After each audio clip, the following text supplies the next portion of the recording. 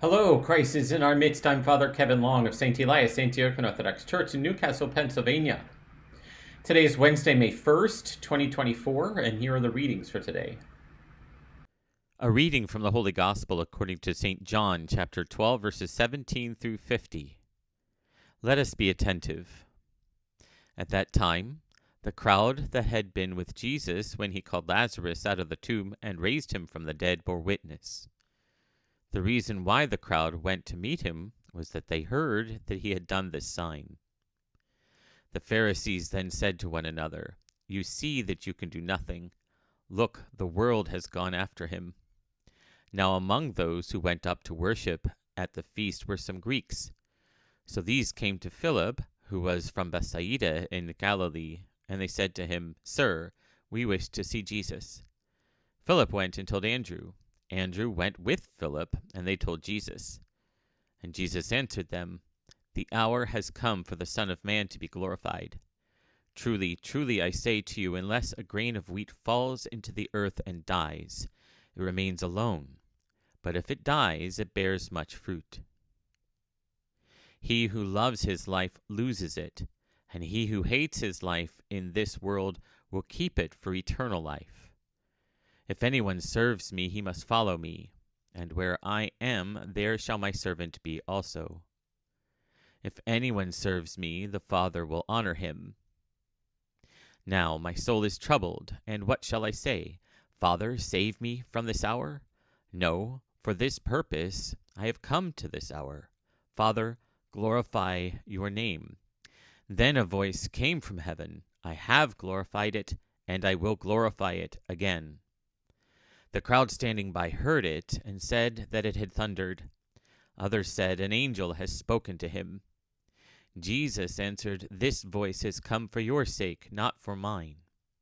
Now is the judgment of this world. Now shall the ruler of this world be cast out. And I, when I am lifted up from the earth, will draw all men to myself. This he said to show by what death he was to die. The crowd answered him, we have heard from the law that the Christ remains forever. How can you say that the Son of Man must be lifted up? Who is this Son of Man? And Jesus said to them, the light is with you for a little longer. Walk while you have the light, lest the darkness overtake you. He who walks in the darkness does not know where he goes. While you have the light, believe in the light, that you may become sons of the light. When Jesus had said this, he departed and hid himself from them. Though he had done so many signs before them, yet they did not believe in him. It was that the word spoken by the prophet Isaiah might be fulfilled. Lord, who has believed our report, and to whom has the arm of the Lord been revealed? Therefore they could not believe. For Isaiah again said, he has blinded their eyes and hardened their heart, lest they should see with their eyes and perceive with their heart, and turn for me to heal them. Isaiah said this because he saw his glory and spoke of him. Nevertheless, many even of the authorities believed in him, but for fear of the Pharisees they did not confess it, lest they should be put out of the synagogue.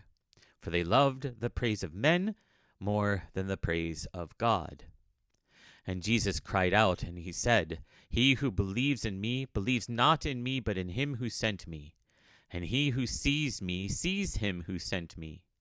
I have come as light into the world, that whoever believes in me may not remain in darkness.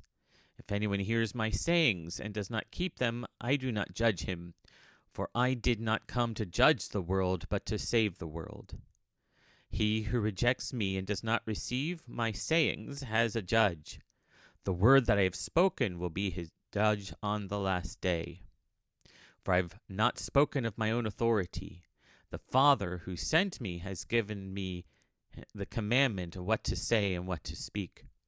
And I know that his commandment is eternal life. What I say, therefore, I say as the Father has bidden me. Glory to thee, our God, glory to thee. So, being that we are in the season of Holy Week, I thought from this point forward we would talk a little bit about what goes on each one of these days. In the Byzantine part of the Orthodox world, the area surrounding the Mediterranean Sea, it is customary on Wednesday night to hold a service of unction. This is not common across all Orthodox expressions. The Slavic tradition may have a pre-sanctified divine liturgy on Wednesday night or another bridegroom service. We do a service of unction for a very specific reason. In the days of old, the Orthodox Church had no seminary.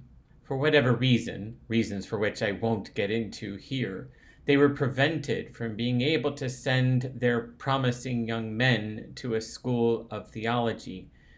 If they went, they were not allowed to come back. And so a lot of them just stayed. And so the need arose for there to be priests in these communities, although the problem was that the person who was going to be the priest would have to be appointed from the community itself. And so the bishop decided that they would appoint a certain person from the village or town to be the priest of the local church.